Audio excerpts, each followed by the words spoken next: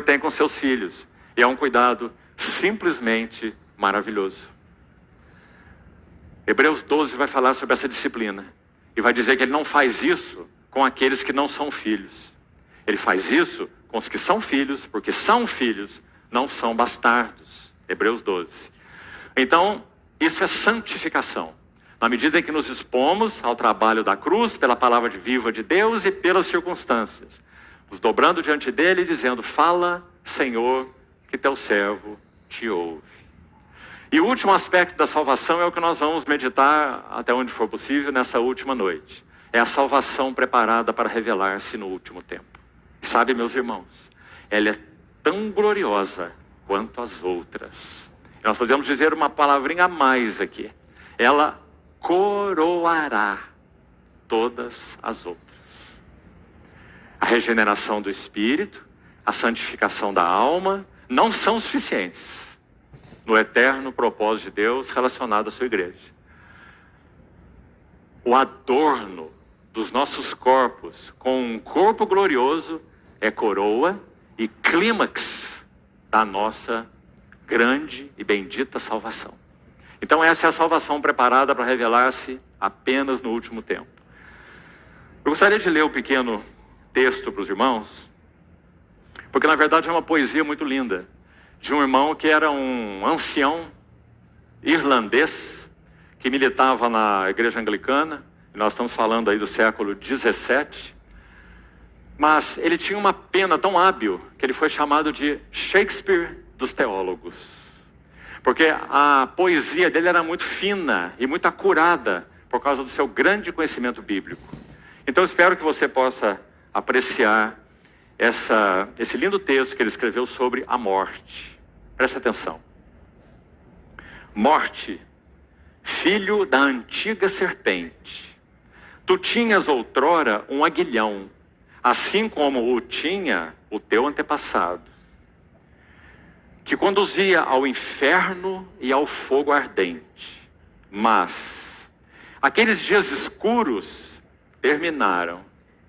Tua insensata maldade sepultou o teu aguilhão na profunda e extensa ferida no lado do nosso Salvador. E agora, tu és algo subjugado e inofensivo, algo que ousamos não temer. Desde que ouvimos que o nosso triunfante Deus, para punir-te pela afronta que fizeste a ele no madeiro, arrancou as chaves do inferno das tuas mãos e fez de ti um porteiro no portão da vida, que é o teu inimigo mortal. Que lindo texto. Ele escreve se referindo à morte, com essas maravilhosas palavras. Olha o final do texto.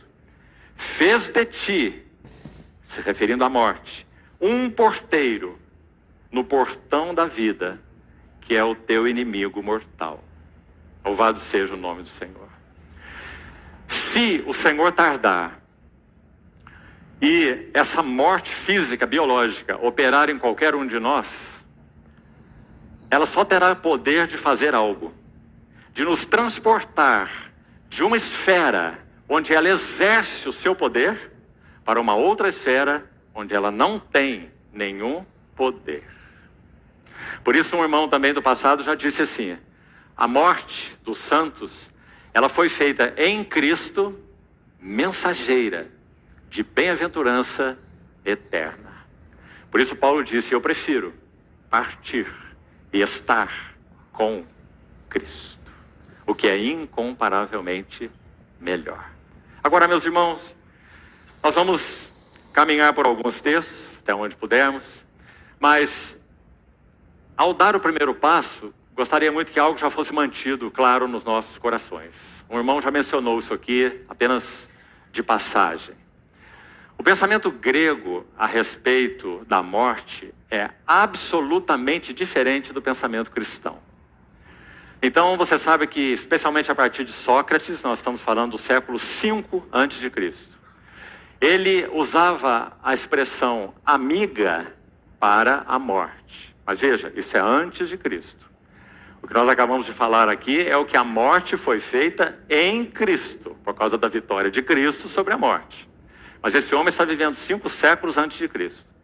Então, por causa da ênfase do pensamento grego, eles entendiam então que a alma era imortal, a ênfase da filosofia grega era a imortalidade da alma.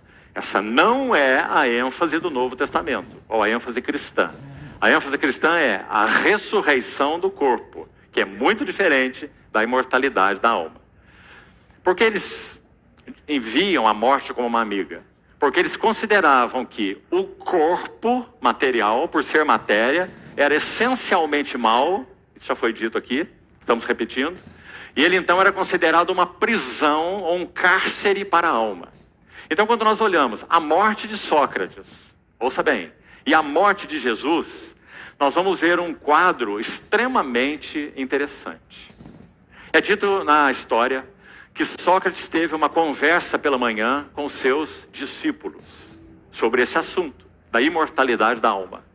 E quando ele terminou esse encontro com seus discípulos, ele fez algo. Ele foi impavidamente, sem nenhuma emoção, sem nenhum medo, sem nenhum tremor, ele tomou um cálice de cicuta, um veneno, e se suicidou.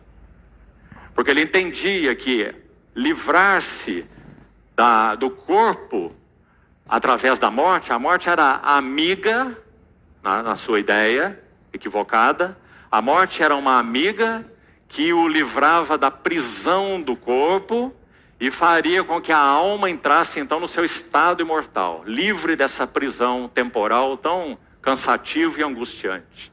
É claro que esse foi um laço do inimigo na vida dele e de tantos outros que entenderam assim, dos seus discípulos inclusive. Platão teve a mesma ideia, convicção. Mas é interessante que Sócrates disse assim, ele era, intelectualmente falando, ele era um gênio.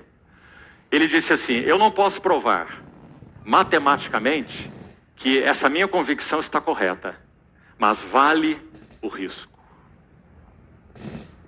Então, quando ele foi diante da morte, essa foi a serenidade com que ele enfrentou a morte, porque entendia assim a questão de corpo e alma. Agora vamos ver a morte de Jesus. Se por causa desse falso entendimento, essa falsa filosofia, ele foi assim diante da morte, Sócrates, com toda essa serenidade, como nós falamos, e assim é o registro, como se tomasse um copo de água, com toda a tranquilidade. Mas, meus amados irmãos, quando nós contemplamos, como buscamos fazer no primeiro dia, a morte do Senhor Jesus, o que nós vemos? Vamos tomar uma narrativa apenas, Getsemane. A minha alma está profundamente angustiada até a morte. Pai, se possível for, passe de mim esse cálice. Que cálice é esse? A cruz. E o que implicava a cruz? O que implicaria a cruz? A morte. O que é morte? Alienação daquele que é a fonte da vida. Separação. Como nosso Senhor poderia ir em direção à morte de outra maneira? Quando nosso Senhor agonizou no Getsemane, suando gotas como de sangue, duas questões estavam envolvidas nessa angústia do nosso Senhor. E aqui, meus irmãos, nós nos aproximamos do Getsemane com a nossa boca no pó. Porque tudo que podemos fazer é nos aproximar. Porque nós não temos condição de perscrutá-lo. Sabe por quê? Porque nós não somos o santo de Deus que enfrentou a morte. Todos nós somos pecadores por natureza. Então nós só podemos nos aproximar. Mas vamos, com a ajuda do Senhor, humilde e reverentemente nos aproximar. Quais eram os dois pilares que sustentavam a vida do nosso Senhor Jesus? O Verbo encarnado, Jesus de Nazaré. O primeiro pilar era fazer sempre a vontade de Deus. A minha comida consiste em fazer a tua vontade e realizar a tua obra. Eu desci do céu não para fazer a minha vontade, mas a vontade daquele que me enviou. Ele não abriria mão nunca, por nada e por ninguém, de fazer, cumprir plenamente a vontade do seu Pai.